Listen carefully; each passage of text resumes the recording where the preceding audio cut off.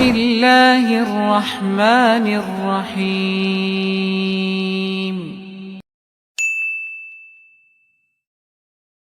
Bismillahirrahmanirrahim. Assalamualaikum warahmatullahi wabarakatuh.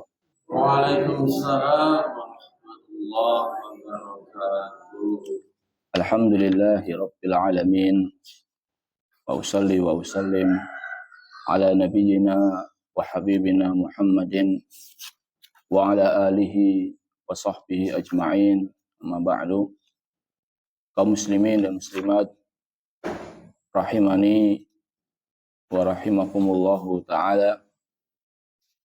Pada kesempatan kali ini kita bersyukur kepada Allah Azza wa Jal yang dengan nikmat dan karunia-Nya kita bisa kembali melanjutkan membaca hadis-hadis yang dihimpun oleh Al-Imam Abdul Ghani Al-Maqdisi rahimahullah ta'ala di dalam kitab beliau Umdatul Ahkam. Pada kesempatan kali ini kita akan masuki babul janabah, bab yang membahas tentang mandi junub. An Abi Hurairah radhiyallahu ta'ala anhu, dari Abu Hurairah semoga Allah taala meridhoinya, anna Nabiyya sallallahu alaihi wasallam laqiyahu fi ba'di turuqil Madinah wa huwa junub. Bahwasannya Nabi sallallahu alaihi wasallam pernah menemui Abu Hurairah di saat Abu Hurairah ini sedang junub. Jadi Nabi sallallahu alaihi wasallam pernah di sebuah jalan bertemu dengan Abu Hurairah di saat Abu Hurairah sedang junub. Qala fan khanastu minhu. Ketika Abu Hurairah bertemu dengan Nabi sallallahu alaihi wasallam dan tadi kondisinya Abu Hurairah apa? Junub. Maka Abu Hurairah radhiyallahu taala anhu fan khanastu minhu. Fan khanastu minhu artinya adalah fakhtafaitu. Dia bersembunyi. Abu Hurairah bersembunyi dari Nabi sallallahu alaihi wasallam. Jadi Abu Hurairah tidak ingin ketemu Nabi sallallahu alaihi wasallam dalam kondisi belum mandi besar. Jadi Abu Hurairah merasa tidak layak bertemu dengan Nabi sallallahu alaihi wasallam dalam kondisi junub.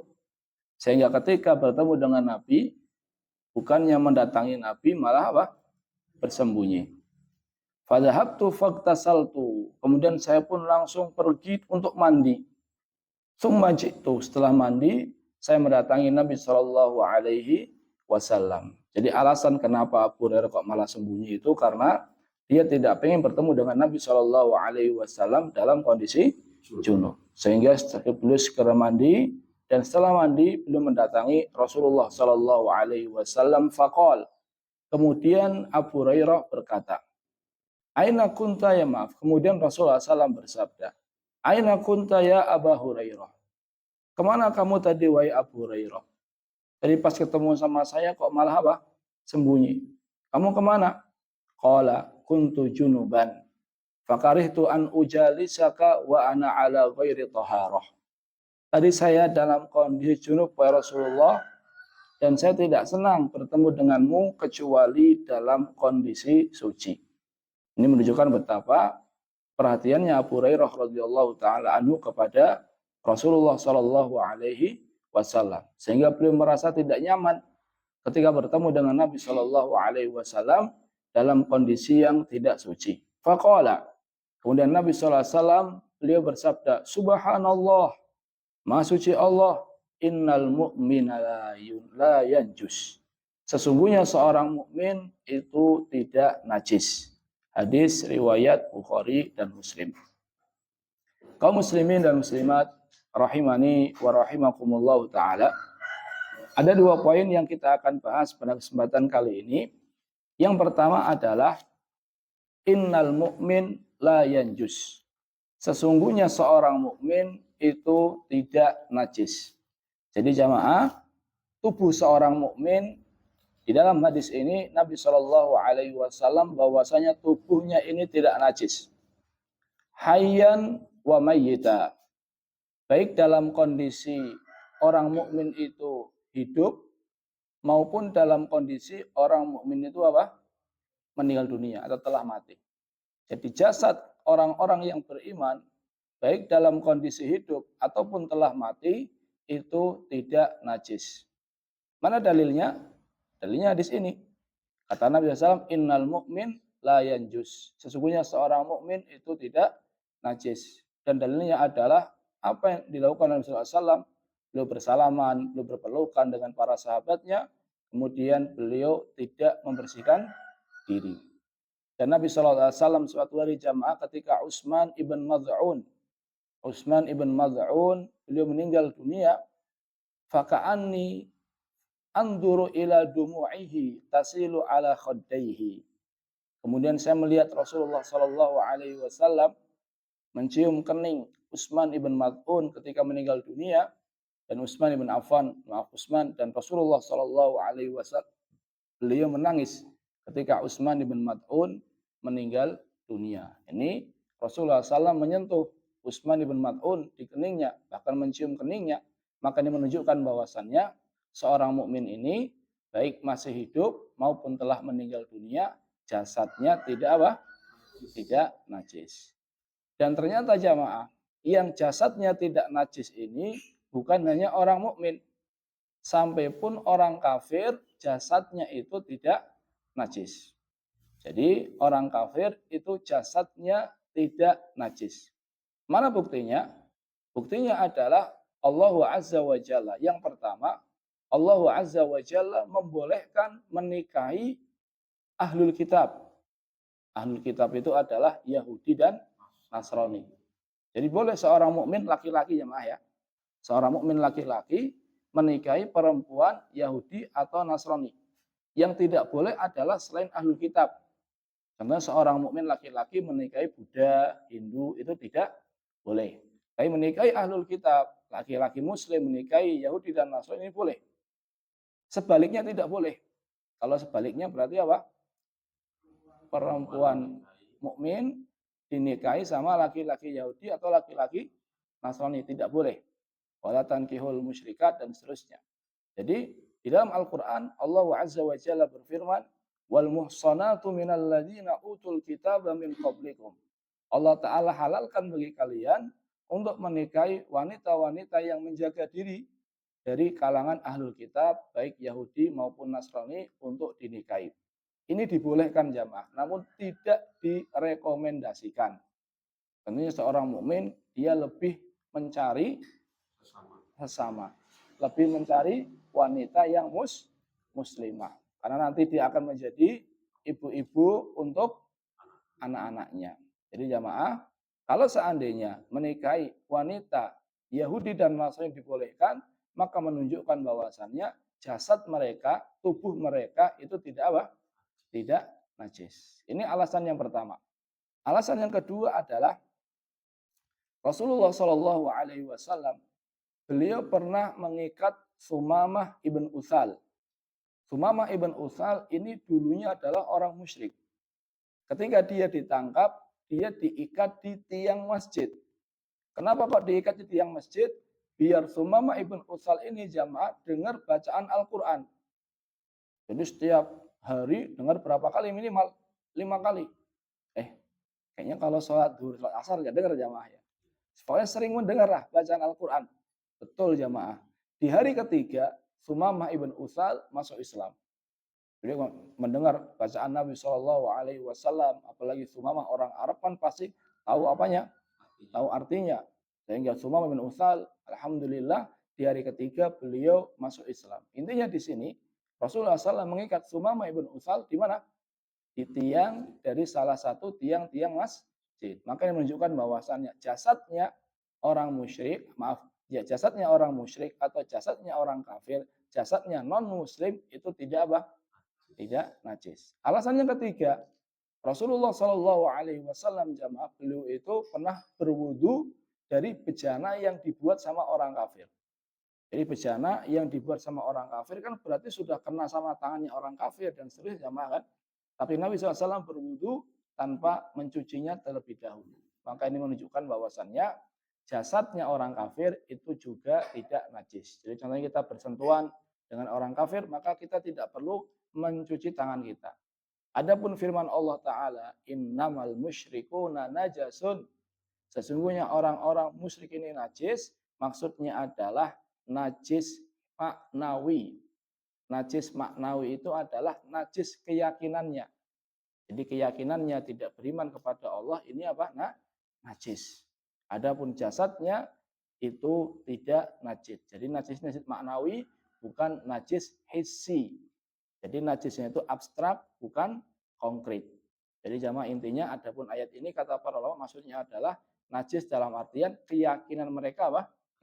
Najis. Ini semisal dengan firman Allah Ta'ala, ya ayyuhalladzina amanu innamal khamru wal maisiru wal ansabu wal azlamu rijsun, kata Allah. Sungguhnya khamar, innamal khamru wal maisir itu judi, wal asnam, innamal khamru wal maisiru wal asnamu wal azlam. Asnam itu patung, kemudian azlam itu adalah alat untuk mengundi nasib. Kata Allah Ta'ala, 4 hal ini najis. Nah, najis di sini bukan najis maknawi, artinya kalau kita megang judi, atau megang patung, atau megang alat undi, kemudian kita cuci tangan, karena najis bukan. Namun najis ini adalah najis maknawi, artinya itu adalah sesuatu yang kotor. Kotor secara apa? Maknawi. Jadi intinya jamaah, orang muslim, baik hidup maupun mati, tidak najis. Begitu pula orang kafir, baik hidup maupun mati, tidak apa? Tidak najis. Adapun najisnya adalah najis apa? Maknawi atau najis keyakinan mereka. Batilnya keyakinan mereka. Ini poin yang pertama. Poin yang kedua. Di sini Nabi SAW ketika mendengar Abu Hurairah atau jawaban Abu Hurairah wa Rasulullah, saya nggak mau ketemu dengan kamu dalam kondisi belum mandi besar. Apa kata Nabi? Subhanallah, Maha Suci Allah. Maka ini menunjukkan jamaah, kapan kita mengucapkan ucapan subhanallah. Biar nggak ketukar jamaah. Kita mengucapin subhanallah dalam 2 kondisi. Yang pertama adalah kalau kita takjub kepada sesuatu karena orang ini kok tidak paham. Jadi sesuatu itu sebenarnya banyak diketahui sama orang lain, sesuatu yang lumrah, tapi kok orang ini tidak paham, maka kita bilangnya apa? Subhanallah. Seperti ini Abu Hurairah. Rasulullah takjub, ini Abu Hurairah ini belajar terus, ngaji terus, rajinnya luar biasa. Masa dia tidak tahu kalau seandainya muslim itu tidak apa? Najis. Makanya Nabi mengatakan subhanallah. Contohnya juga Rasul Aisyah radhiyallahu taala anha jamaah pernah melakukan hal tersebut. Ketika ada wanita yang bertanya, wahai Aisyah, apakah Nabi SAW pernah melihat robnya? Artinya di dunia jamaah ya. Apakah di dunia Nabi SAW pernah melihat Allah Ta'ala? Aisyah mengatakan, subhanallah, Maha Suci Allah. Ini takjub karena masalah seperti ini kamu tidak tahu. Bukan kayak aku mengatakan bahwasannya di dunia Allah Ta'ala itu tidak bisa diapakan? Dilihat. Adapun di surga, nanti insya Allah, nanti kalau di surga itu bisa.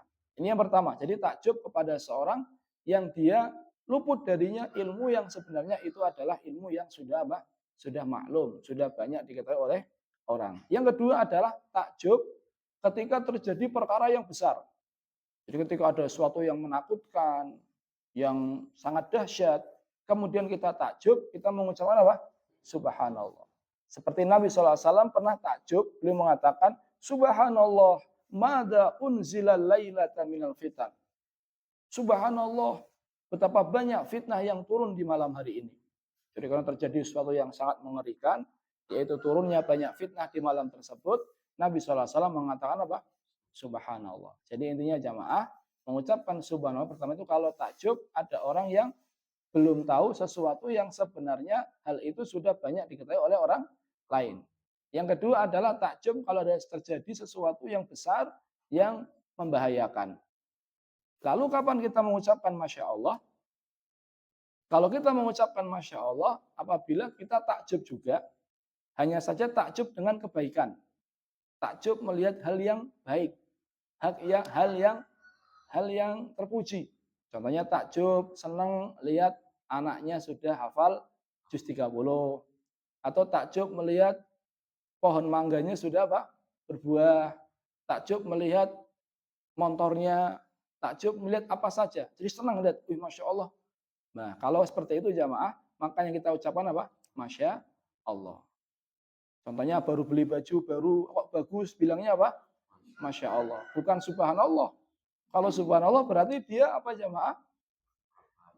Apa berarti baju itu enggak bagus. Padahal baju itu apa? Bagus. Jadi kalau bagus bilangnya apa? Masya Allah. Rasulullah Allah Ta'ala berfirman, walaula iddakhalta jannataka qulta masya Allah la quwata illa billah. Coba sekiranya ketika kamu masuk kebun, karena kebunnya itu bagus jamaah, banyak buahnya, pohonnya rindang, masya Allah, ucapkan apa? Masya Allah. Jadi intinya jamaah, masya Allah itu untuk hal-hal yang apa? Bagus. Untuk hal-hal yang baik. Untuk hal yang menyenangkan, maka kita mengucapkan masya Allah. Di samping ketika kita melihat hal yang menyenangkan, kita mengucapkan masya Allah, kita juga disunahkan untuk mengucapkan masya Allah, tabarakallah. Masya Allah apa? Tabarakallah. Rasulullah SAW bersabda, "Idza ra'a ahadukum idza ra'a ahadukum min akhihi au min nafsihi au min malihi ma yu'jibuhu." Kalau seandainya salah seorang di antara kalian melihat dari saudaranya atau dari jiwanya atau dari hartanya apa yang membuat ia senang, dia takjub kok senang lihat temannya kok masya Allah bisa beli sepeda contohnya, atau dia melihat dirinya masya Allah kok badannya bagus, dia melihat hartanya kok masya Allah bertambah, fal yubarrik, hendaknya dia mengucapkan barokallah atau mengucapkan tabarakallah. Kenapa? Fa innal aina haqqun. Sesungguhnya penyakit yang ditimbulkan oleh ain, yaitu tatapan mata yang kurang senang, itu benar-benar apa? Ada. Jadi intinya jamaah, kita ngucapin masya Allah, itu kalau takjub, kalau senang melihat sesuatu yang baik, kita mengucapkannya masya Allah, tabarakallah. Tapi kalau subhanallah, itu lebih kepada kita melihat sesuatu, kita takjub, tapi hal itu kurang baik. Wallahu ta'ala alam bisawab. Terima kasih atas perhatiannya. Kita tutup dengan doa kafaratul majlis. Subhanakallahumma bihamdika asyhadu an la ilaha illa anta astaghfiruka wa atubu ilaih. Assalamualaikum warahmatullahi wabarakatuh.